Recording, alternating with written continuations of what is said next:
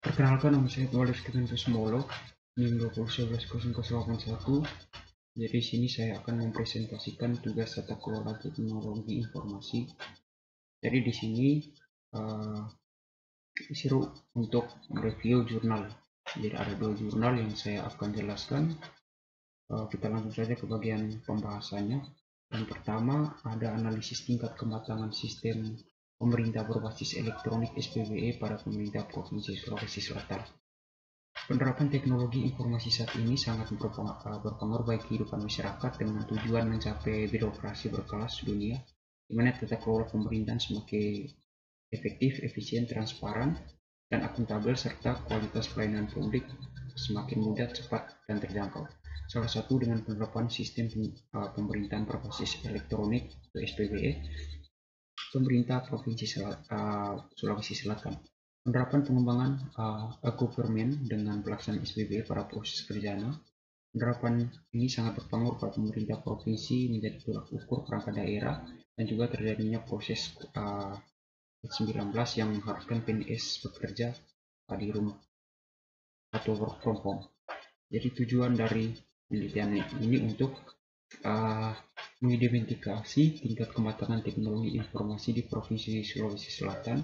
Hasil dari penulisan menunjukkan tingkat kematangan SPBE pemerintah Provinsi Sulawesi Selatan memperoleh nilai indeks sebesar 2,05 dengan prediksi cukup. Beberapa aspek penilaian SPBE dipresentasikan memiliki nilai kontribusi sangat rendah, mengakibatkan nilai indeks SPBE Provinsi Sulawesi Selatan salah satunya yaitu auditik dengan 3 indikator penilaian: pelaksanaan indikator infrastruktur, indikator pelaksanaan audit aplikasi SPBE, dan indikator pelaksanaan audit keamanan. Masing-masing indikator per aspek auditik memiliki kelemahan, yakni bisa dilakukan asesmen secara representatif karena tidak ada satupun bukti dukung yang menjelaskan sesuai dengan kriteria ditentukannya, sehingga diperoleh nilai yang paling rendah.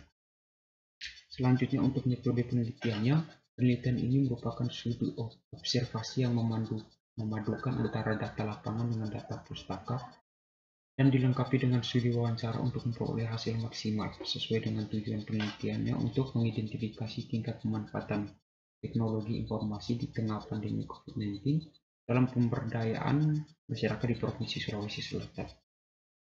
Dengan berdasarkan data lapangan yang dipadukan dengan data literatur, maka penelitian ini merupakan penelitian terapan atau applied research.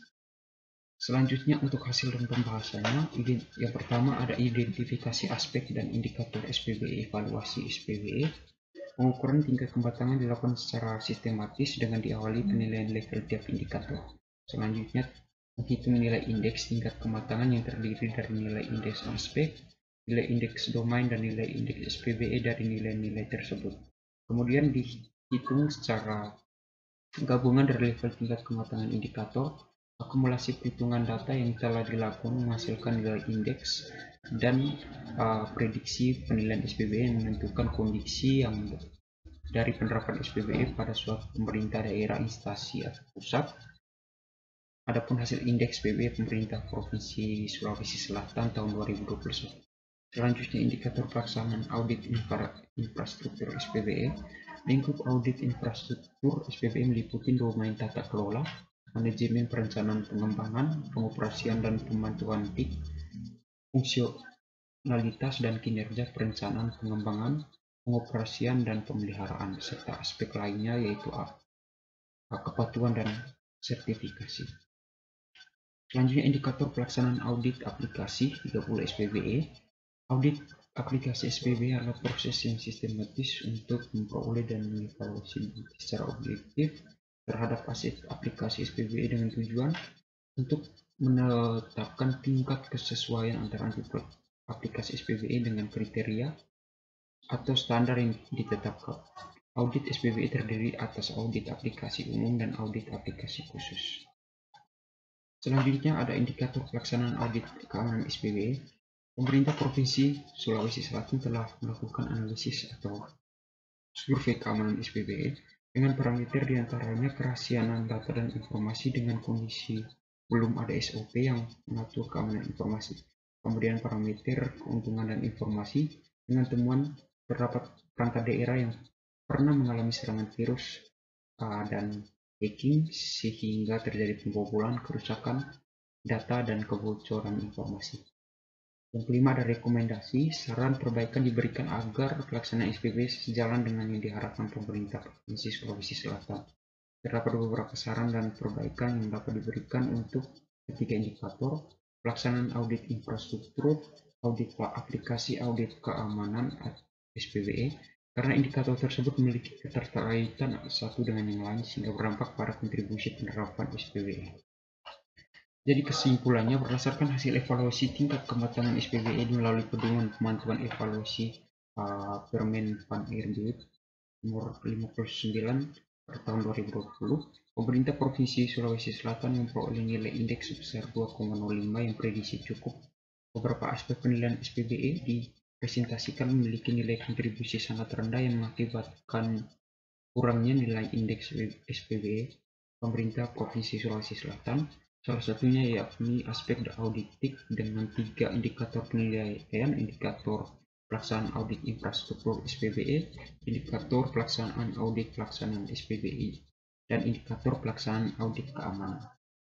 Selanjutnya, masing-masing indikator dan aspek memiliki kelemahan yang sama, yakni belum bisa dilakukan asesmen secara representatif karena tidak ada satupun bukti dukung yang menjelaskan sesuai dengan kriteria yang ditentukan sehingga menjadi nilai yang paling rendah diperoleh. Rekomendasi perbaikan untuk meningkatkan nilai evaluasi pada ketiga indikator dengan harapan dapat memperbaiki proses bisnis penerapan SPBE dan kualitas kerja pemerintah Provinsi Sulawesi Selatan yang efektif, efisien, produktif, serta menyelaraskan arsitektur SPBE dan peta jalan SPBE dari pemerintah pusat. Oke, selanjutnya untuk jurnal yang kedua itu implementasi gap analisis dari sistem pemerintahan berbasis elektronik SPBE pada Kabupaten Benar Meriah.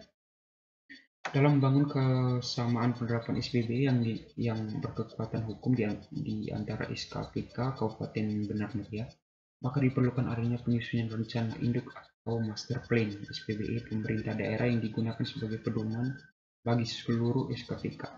Penyusunan ini harus dimulai dengan melihat kondisi aktual atau current state yang berlangsung di Kabupaten Benar Meriah. Kondisi aktual ini kemudian akan dijadikan acuan untuk melakukan aksi yang akan dilakukan atau action plan dengan target capaian atau future state dengan rangka suksesnya penyelenggaraan SPBE. Narasi yang mendeskripsikan kondisi aktual, rencana, aksi, dan target capaian tersebut dengan analisis gap. Tujuan dari penelitian ini diharapkan analisis gap SPBE Kabupaten Benar Meriah ini menggambarkan secara rinci tentang kondisi yang sudah berlangsung dan ditetapkan oleh berbagai elemen pemangku kebijakan politik di Kabupaten Benar Meriah. Dengan demikian akan diperoleh hasil gap analisis yang bisa dijadikan acuan dalam rangka penyusunan rencana induk SPBE Kabupaten Benar Meriah.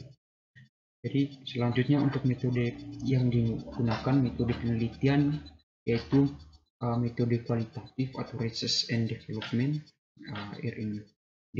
Research and Development adalah penelitian yang bertujuan untuk mengimplementasikan analisis gap dari tingkat kematangan penyelenggaraan layanan SPBE di Kabupaten Benar Meriah pada tahun 2021 untuk kemudian bisa dijadikan sebagai rujukan dalam rangka penyusunan rencana induk SPBE yang bisa diterapkan pada tahun 2002 sampai dengan 2026.